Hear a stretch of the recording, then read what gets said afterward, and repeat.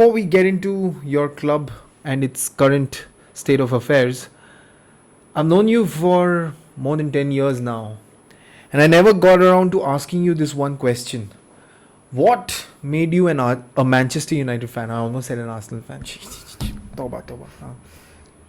I think the first football games I watched on TV were Manchester United somehow, and I started watching in 1995 when Manu. Wait. Sorry, what do you mean by that? So my family, my parents, and actually my mother's family were all football players. Her brothers were all playing for. One of my uncles played for Cochin Port Trust. Wow. So they were all, I mean, into football. So from early age, I was always encouraged to get onto football.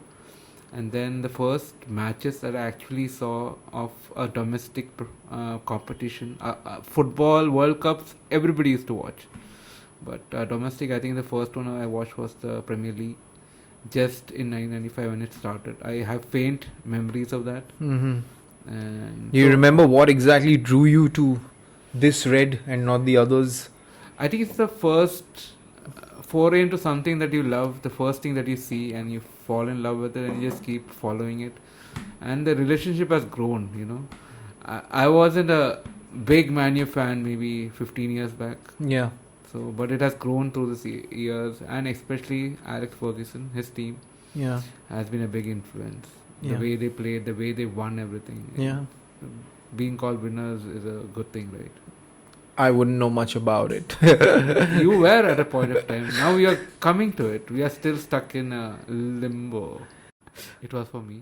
I mean, I just fell in love with the way they were playing and how it was like every week you can watch a football game. Otherwise, every 4 years you used to watch it. Yeah. So Yeah. that was a big difference. Yeah, I think that was a big difference for me as well.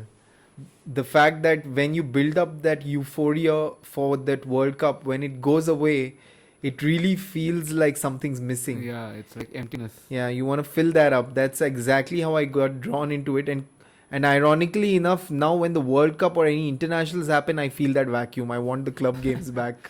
Yeah, I mean it's so intriguing because it's like spending a whole year Yeah, on your dreams yeah, and emotions and everything is every week.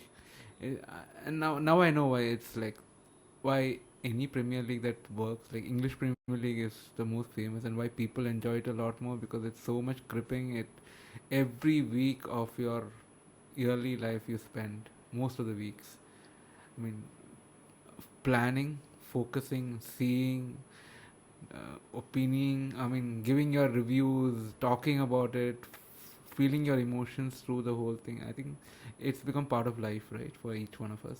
yeah, yeah. And there's so much intrigue around what's happening around the pitch as well. You know what the managers do, how the transfers work, the amount of money that's going around, We are the fully business. invested. Oh yeah. I think it has something to do with the fact that it's a place where excellence within boundaries actually means something, and the world is beginning to look less and less like those things matter. In this one place, rules make sense. Excellence gets you something. Yes. Luck plays a part. If you're not good enough, you will not be good enough. You know, that sort of a thing. These things matter. And that is probably visible in its best version in the Premier League.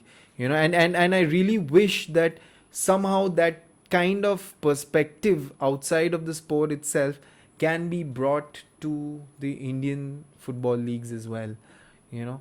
But before we get into any of that, what's the first Manchester United team that you remember? I rewatched the documentary called 99 Hmm. of us winning the treble, Yeah. and that team was What a horrible year. was kick ass. Y2K.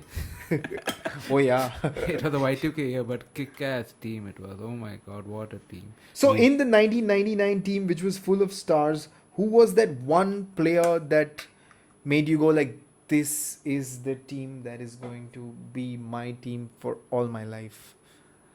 I think the way Beckham used to You know, this is shoot the ball. Or this is something give which the I've cross. noticed for so many United fans. It is, of all people, I mean, of course, Beckham is spectacular, but he's probably not the most technically gifted or the most amazing midfielder of his era. Probably I'd give that to Zidane. But every United fan has seen this version of Beckham, which nobody else apart from a United fan has seen, and they speak of him as the biggest reason why they love the club. I think in today's term, we can translate it to Fernandes in a way. The way he Bruno Fernandes, Bruno Fernandes. without the personality or the good looks, that Yes. makes a difference. Yeah, That because counts. I mean, I don't know to that extent because that was a team full of stars. Oh yeah, that's But true. right now, he is the fulcrum of this team right now. He's giving you goals, assists. He has the most. If he goes, I think he has 16 or 18 assists already. I'm not sure. But Yeah. if he goes another 7 more games, he might break the most assists in a Premier League season record. Yeah, I mean, those records are immaterial if you actually don't end up winning any trophies, I feel. No, the reason why I say that is because we had suffered the same. I know the reason why you're saying because you might win it this year, right? No, not just that, but also because of the fact that one of the greatest midfielders I've ever seen has always been undermined with similar kinds of stats because of the fact that he never got around to winning the Premier League. Ozil. Yes. You know, in his peak season, this was one of the biggest things why, you know, people would throw at him, journalists would throw at him that, so what if it is the best assist ever season, you know, you didn't win anything. And that can be said for Bruno, but then what I feel is a big difference is that I don't think Bruno's story with United is done yet. I think that if you're a third now, I'm quite sure with a few additions you're challenging next year. Right? I mean, let's forget about it's like us being scared of saying that we might win. It's like you guys saying that y'all might compete. So let us get over that fear and look at a possibility where United is competing. I don't think there's a better midfielder in current football that can replace Bruno Fernandes. And if he's the midfielder in that team, he's taking all places if you get your transfers right. Yes. I mean, if you have build a good team, a great team around him, like 99, you will have a team of winners. Yeah, like 99.